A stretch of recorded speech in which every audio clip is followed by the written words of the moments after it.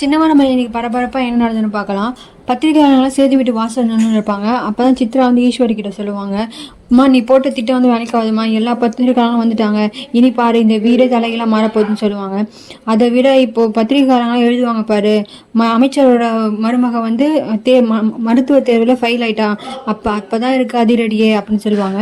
அப்போதான் பத்திரிகையாளர்கிட்ட பேசுவாங்க, என்ன எல்லாரும் வந்திருக்கீங்க, என்ன விஷயம், இப்போ ரிசல்ட்லாம் வந்துருச்சா, மருத்துவ தேர்வு எழுதினாங்க அந்த ரிசல்ட்லாம் வந்துச்சா, 1 மணி நேரத்துக்கு முன்னாடியே வந்துருச்சு, உங்களுடைய மருமக தான் மாநிலத்திலே 3வது மதிப்பெண் பெற்றிருக்கா, அரசு பள்ளியிலே அவள் தான் முதல் மதிப்பெண், அதை பாராட்டுறதுக்காக பேட்டி எடுக்கலாம் வந்திருக்கோம் அப்படின்னு சொல்லுவாங்க. அவள் ரொம்ப ஷாக் ஆயிடுவா. ஷாக் ஆகிட்டு வீட்டு உள்ள போவா. எல்லாருக்கிட்டும் சொல்லுவா, மாமா பாருங்க இவளை நம்ம எல்லாரும் ஃபெயில் தான் ஆக சொன்னோம், ஆனால் இவள் பாருங்க மாநிலத்திலே 3வது மதிப்பெண் எடுத்திருக்கா, எவ்வளோ திமுடு இருக்கும் அப்படின்னு சொல்லி திட்டுவாங்க. அப்போ தான் தமிழ்ச்செல்வி சொல்லுவாள், இல்லத்த நான் வந்து ஃபெயில் ஆகிற மாதிரி தான் எழுதினேன், ஆனால் ஏன் இப்படி ரிசல்ட் வந்துச்சு எனக்கே தெரியல அப்படின்னு சொல்லுவாங்க.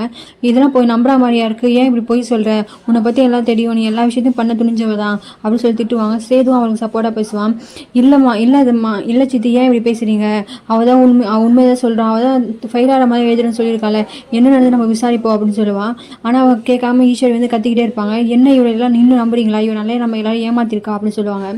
அப்போ தான் அவங்க அப்பா சொல்லுவார், கொஞ்சம் அமைதியாக இருக்கியா, நீ கத்துற ப்ரெஸ்காரங்களுக்கு தான் நம்ம திட்டத்தை தெரிய போகுது, கொஞ்ச நேரம் அமைதியாரு.